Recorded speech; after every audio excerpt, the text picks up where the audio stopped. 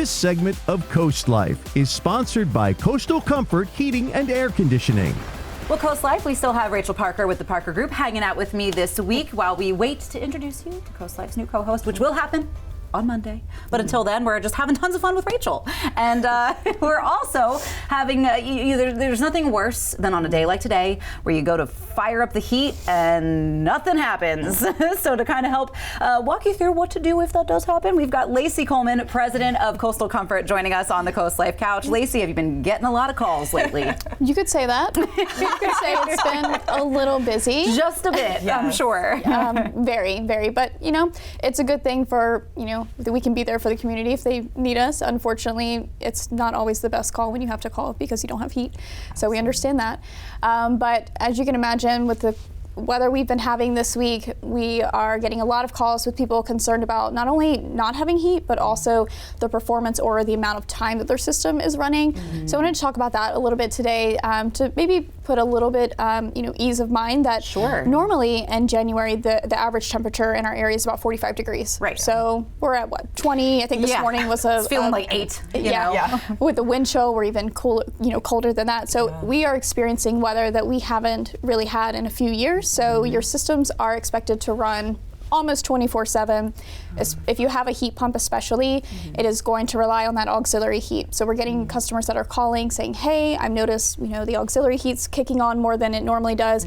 That's completely normal. And for right now, until temperatures start to return more to above freezing or back to our more average temperatures, we don't want to, we want to use the auxiliary heat to be able to supplement. Your systems are working as hard as they can to keep you warm. So that's definitely something to not to worry about too much right now. It's beneficial, you need it. So if your system's running all the time, that's also expected not to be concerned. As temperatures start to return to normal over the weekend and into next week, if you still notice the same thing, that's when you want to give us a call. Right. Certainly if your system, if it's 55 in your house and you have it set on 69, 70, that's a cause for concern. That means something isn't operating properly and you should definitely, contact us. Sure. It makes total sense. In the real estate side of things, I was telling you, it seems like our clients a lot of times don't really think about their HVAC system until there's some sort of an emergency situation. It's really hot in the summer, the AC goes out, it's really cold in the winter, they have no heat. Are there things that they can do to kind of prep their system and maintain it over time in those not emergency situations to make it less likely that they have an issue? Absolutely. Just like your car, your home heating system needs routine maintenance. I think the auto industry has done such a great job educating consumers over the years. So at that mile mark or whatever it is, you need your windshield wipers replaced. You need your different your oil flushes, change. your oil change, different. Been guilty of that one before. Same. Not great about it. So, but your home heating system has filters that need to be replaced. The coils need to be cleaned, and having a system that is operating as efficient as possible is critical during times right now. Your system is running at 100% capacity. It needs to be as clean and efficient as possible in order to be able to meet the demand that you're asking it to do. I mean, we're asking a lot of our heating systems right now. Yes, absolutely. And then I wanted to touch on one other thing. It's called the defrost cycle if you have a heat pump. And I actually have been putting some information on our Facebook page. So great. Facebook, Coastal Comfort Heating and Air Conditioning. I have a video walking through the defrost cycle. We also receive a lot of calls. People think that their system's on fire because they actually see steam coming out of the outdoor unit. Man, that's an important thing to talk about. So if you see steam coming out of your heat pump, it's 100% normal. Okay. It's called the defrost cycle. So in the video, we couldn't get the steam to come, but we are showing a normal amount of frost, and then I also have pictures of abnormal amounts of frost. Gotcha. And it really goes into detail. So I would absolutely check it out, have everyone watch it. There's pictures of what to expect and what not to expect to eliminate and save a service call if you don't really need one. But if you see steam, totally normal, not on fire. There you go.